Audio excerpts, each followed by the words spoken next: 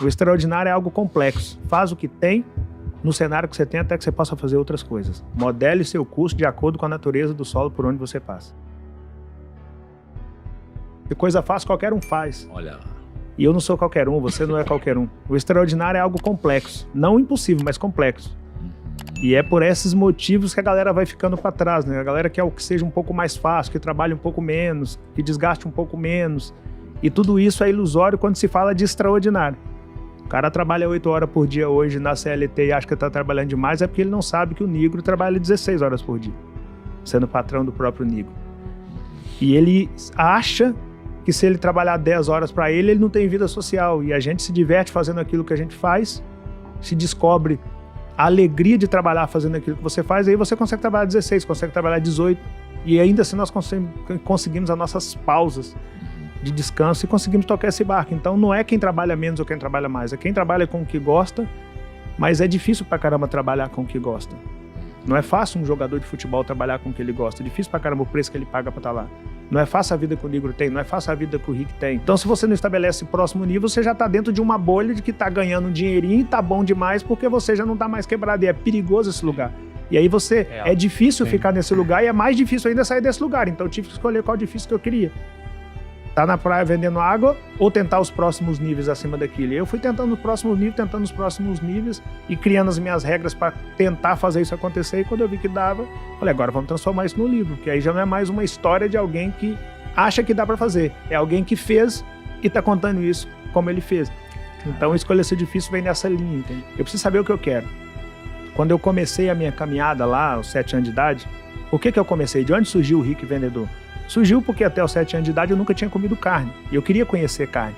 E a minha mãe falou que não era pra gente. Cara, carne não é pra gente não. Isso é caro pra caramba, tá fora da nossa realidade, é por isso que a gente não come. Eu falei, o que eu tenho que fazer pra comer carne? Ela falou, pra comer carne você tem que trabalhar. Eu falei, o que eu tenho que fazer? Então, pra comer carne você tem que ter dinheiro. E pra ter dinheiro você tem que trabalhar. Só que ninguém vai te empregar porque você só tem 7 anos de idade. Caramba. Aí eu falei, deixa que eu resolvo essa parada. Eu mesmo me emprego. E aí plantei uma horta com meus irmãos e comecei a vender verdura na rua. Por que eu comecei a vender verdura na rua? Porque minha mãe me falou que eu tinha que trabalhar e que trabalhando eu chegava no dinheiro e chegando no dinheiro eu chegava na carne. Ou seja, eu sabia o que eu queria, comer carne. E a minha mãe me contou um planejamento básico.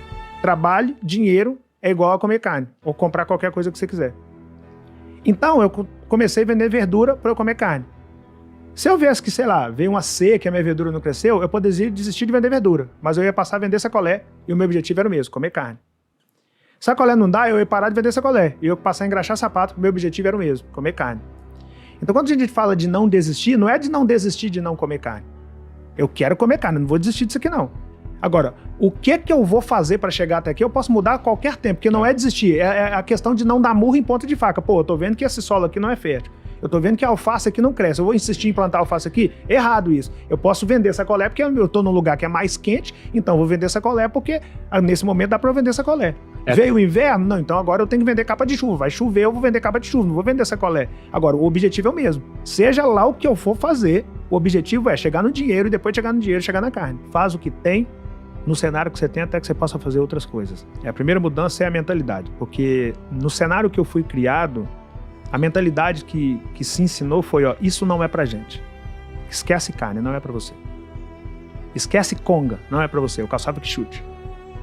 Quichute é cruel pra caramba. E a conga era o primeiro passo depois do quichute. O all-star era o segundo passo depois do quichute. Esquece, não é pra você. Esquece morar bem, não é pra você.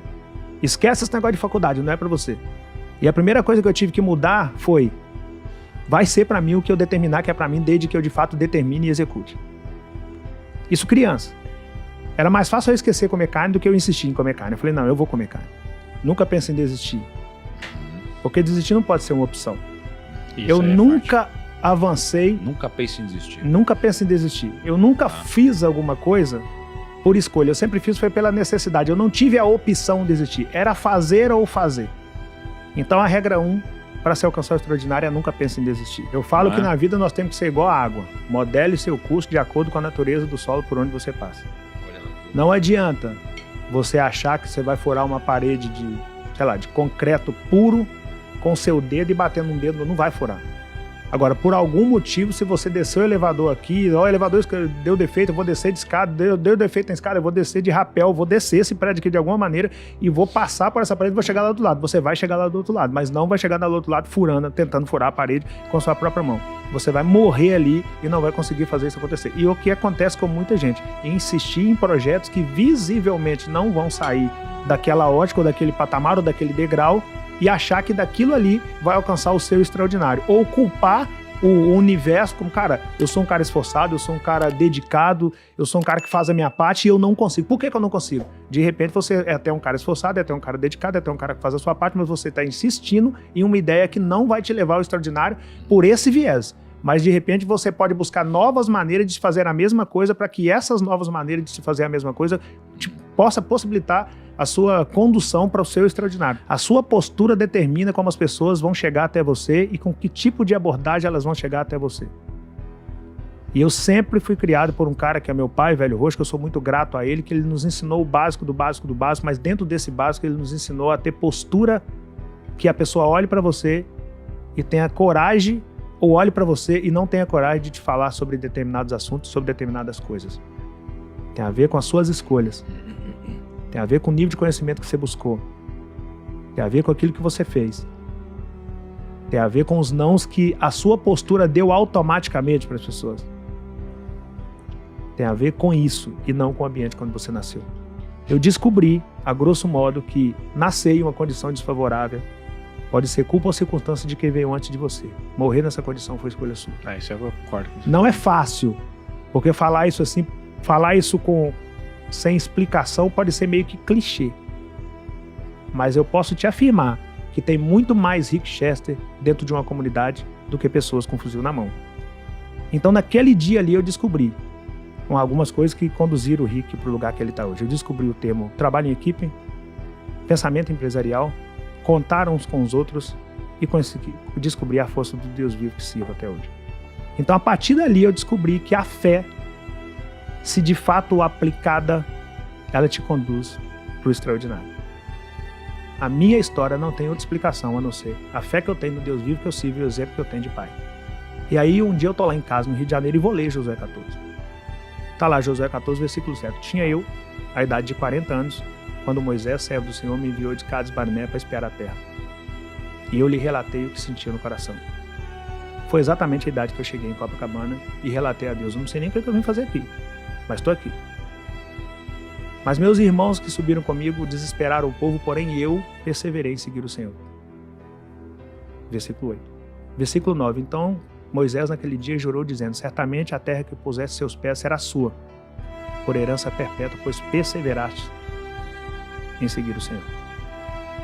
E nas areias de Copacabana, onde eu pus o meu pé, aconteceu o episódio que me levou ao vídeo da água, e dali eu ganhei o planeta.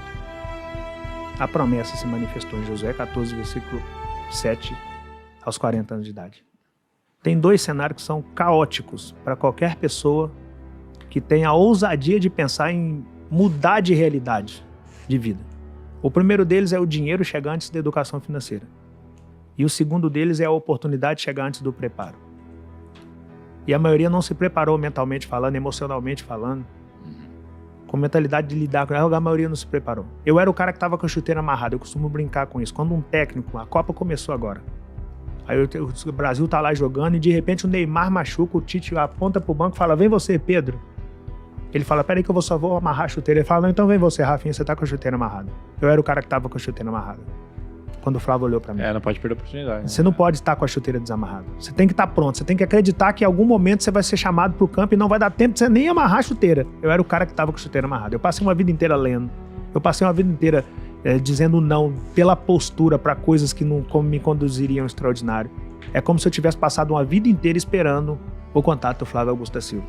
Muito bom, velho. E a galera não faz isso. A galera, eles não se preparam para o extraordinário. A galera até fala em extraordinário, mas não se prepara para isso. O cara ganha, ele começa a vender água na praia com o Rick na segunda-feira, no primeiro final de semana do verão.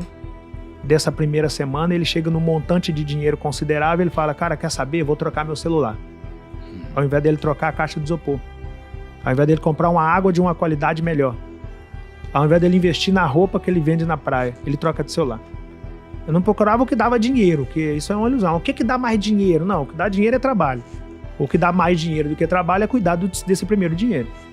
E a galera não sabe disso. A galera pensa que tem que ganhar mais. Não, você tem que cuidar do dinheiro que você está ganhando para que o dinheiro te dê dinheiro.